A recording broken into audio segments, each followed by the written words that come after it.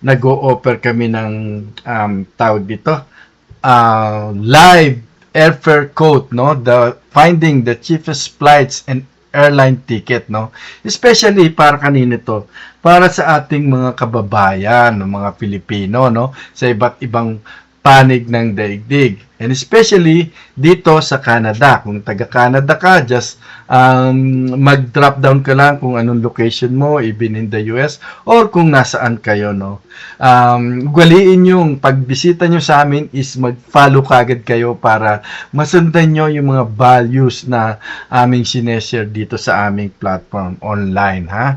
So, anyway, ito nga yung ating system, no? Makikita niyo diyan, meron tayong mga cruises, no? High-end cruises po ang hawak natin, ano?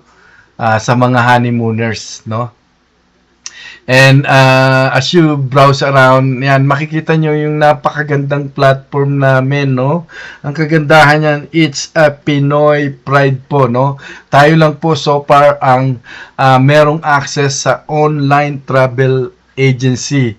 May mga ibang agent, travel agent, wala silang ganitong klaseng programa na pwede mismo ang mga visitor is pwedeng mag-book online, no? So we are the Liwaliw Travel Network. Tawag dito, online travel agency, Filipino-owned company.